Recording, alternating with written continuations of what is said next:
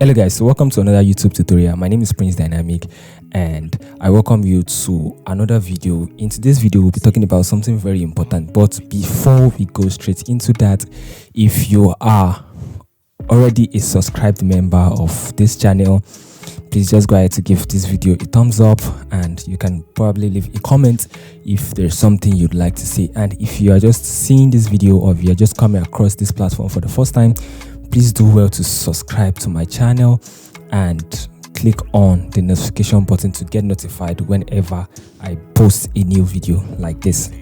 So what I do basically on this page is I share Photoshop tutorials, and I also talk about my journey as a designer, and I help other designers get better basically. So let's just jump straight into today's video.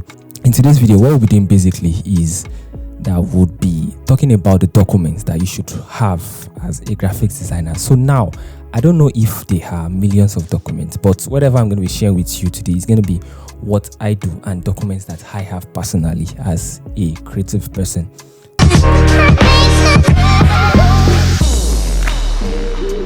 So the first document that I feel you should have is a price list. Now, this might not apply to everybody because there are sometimes that you might not really have a fixed price, but it is always good when you have a price list that carries all your services and the amount you charge, the rates you charge those services, because there are sometimes that you might need to work with a professional body, and there are sometimes that some people might just reach out to you and tell you to send in your price list. So you should have a price list that you can always share. Though as a freelancer, except you're running a media agency or a design agency, you might not necessarily have a price list, but it is always good that you have a price list. I personally have a price list, and there's a price list for my brand as Dynamic Graphics. So whenever we have a deal like that, we can always send out those prices to people. But personally, I also have mine too, but most of the times what I do is I always try to assess the situation, and I always love to get on a call instead of sending in my price list. So if you can find your way around that, it's cool for you. But if you feel you cannot still find your way around that, I think it's best you just have a price list that you can always send. Yeah, so the next document I feel you should have is your document that carries your terms and condition, your working terms and condition. Now, you might want to ask that why is it important to have terms and condition? Now, terms and condition are rules, more like rules and regulations guiding your design process, guiding whatever services it is you're rendering to people. It just carries basically all of those informations. That is what your terms and condition does. So in the terms and condition documents, you can state your working terms and condition. In mine, I stated a whole lot of terms and condition that I work with generally as a creative person. So it is very important, it is always very important that you have these terms and condition documents so people can understand how you work and how you run your services. It is always important that people know this, so as to avoid all this back and forth and to avoid issues that might arise later in the future. Yeah, so the third document I feel you should have is the scope of work. Now, you might want to ask that what is really the difference between the scope of work and the terms and condition. Like I said, the terms and condition carries all your working conditions, everything that people need to know about how you work and how you render your services. But in the scope of work, what the scope of work does basically is when you get a deal, for instance, if you have a brand identity deal, you're to design a logo and style guides for people, you're to draft a scope of work that you send to this client so they can understand how you intend to work with them on this project. Okay, in the scope of work, you can state that, okay, so after every 2 weeks, let's assume the project is going to take a month, you can tell them that, okay, every week, I would like to have a call with you. We have a review. I want us to review the design. You can also state in the scope of work that, okay, so we can only have Google calls and will not be doing text messages and all of those things. Like, I'm just giving a general example, though you can always make it deeper than that. Anyways, depending on what works best for you. In the scope of work, you can state how you intend to work. That is basically everything guiding the job. You can tell the person in the scope of work, like my own scope of work, which I'm going to share an example of my scope of work in the link below. I'm going to find a link that's going to lead you to this document, so you can just go through it and see what is included in my scope of work. So in my scope of work, I tell my client that on this particular project, this project is going to take 1 month for this particular project. It is in the scope of work that I do all of those talking, and I let the client know that this is what I need to do. So sometimes I go further to make it a little bit longer, not just longer in the sense that I want it to be longer, but I make it longer because I want to pass on some other important information that I feel the client must know. So in my scope of work, sometimes I talk about refund policies. I talk about refund policies. I talk about basically just generally how I work, how I want this project to go. So I would send this document to the client and I expect them to sign it. So after signing it means you've agreed to my terms and conditions and you've also agreed to my scope of work. That means you are fine with the way I intend working. So the fourth document I would like you to have is a deal of contract.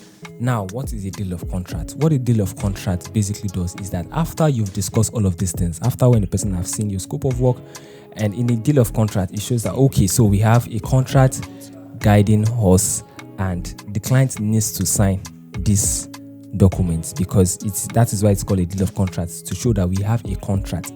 You have to pay me so amount at so period of time.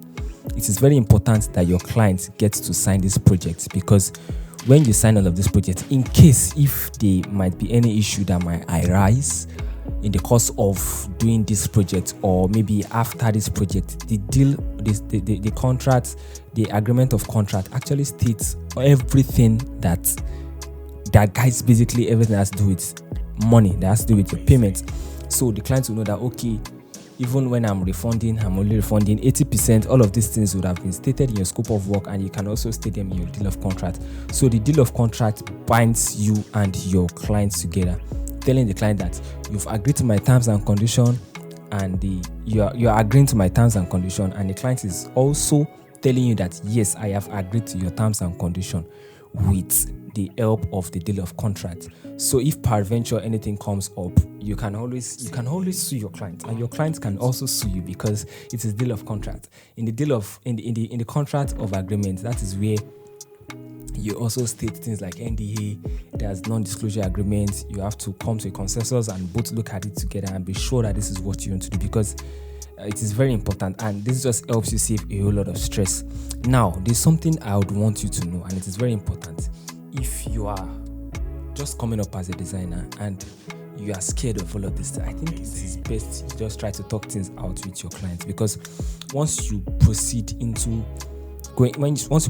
levels like this, it means you can be sued at any time by your client, and you can also sue your client. So if you feel you are not so sure of yourself and you cannot keep such an integrity to yourself, I think it is best you just try as much as possible to avoid all of these things, so you can just always keep it low like you always do. So that's just what I can say about the contract of agreement. Yes, so the next document I feel is very necessary for you to have as a creative is an invoice. You cannot always tell your clients that, okay, the price is 100k, the price is 200k, 500k, 1 million and above. You cannot always say that verbally. You cannot always say that via chat. It's always good to document this using an invoice. So you can design an invoice for yourself. Obviously, you're a designer. You can design an invoice for yourself. I'm going to drop samples of all of these things so you can have an idea of how this document looks like, and you can probably model yours around those documents too. So if they ask you to send in your invoice, you should just go ahead and send it via mail. And please always try to use mail to keep it very official, so you can always refer back to your mails, unlike chat, because your chats can get wiped off at any time. But mails works on cloud, such that even if you lose your phone today, as long as you have your login details and you remember all of this information, you can always retrieve your mails at any time just by logging into any available laptops, any available phones, computers, and so on. You can always get these mails back. So just to keep you and make you feel a little bit professional when it comes to this business, so you need to have a template designed for your invoice that you can always send out to your clients. Now, the last document that I would like you to have is your receipt. When they make payments, don't just go ahead to say, yes, thank you, payment received. No, it is far beyond that. Go ahead to forward the receipt to the client. Let them have something they can hold on to and say, okay, yes, we paid at so time. So there will be no issues of back and forth telling that, oh, you paid 60,000 instead of 40,000, and your client will tell you, no, I paid 100k, I paid so amount, and you cannot be too sure because this client already lost his or her chat, and you probably already lost your chat too. So it is always nice that you have a document, you have a receipt document, and always ensure that on every client, every project you work on, always document all of these things. What I do basically is I use my Google Drive for all of these things. These files are very light files of just a few kilobytes, 135 kilobytes, 140 kilobytes, 150 kilobytes at max 1 MB. So I just create a folder for each of these clients, and I just upload these documents there, including their jobs sometimes, but I just upload this document there so I can always access it whenever I need it, even when I am not in touch with my phone, or maybe I don't have access to my phone, or I don't have access to my laptop, as long as I know my login details for my Gmail, because Gmail actually controls the Google Drive, so I can always get all of these things at any time. So thank you very much, everyone. We've come to the end of today's video. Please do well to subscribe to this channel, leave a thumbs up if you like this video, and if you don't like this video, you can drop in a comment and tell me what you feel I should work on to just make this always better for you, to always serve you better. Thank you very much for staying to the end, and see you in my next tutorial. Don't forget to follow me on all my social media platforms, on Instagram, on Telegram, on WhatsApp. I don't know if there's anything like a follow feature on WhatsApp, but don't forget to always reach out to me on my social media platform. I'm very open and I reply. I try as much as possible to reply every messages that I get, especially if you're coming to me via Instagram. It is always very easier for me to reply you via Instagram. That's a cheat code that I'm giving you. Alright, so thank you for joining this particular YouTube video, and stay tuned for more of my videos. Peace out.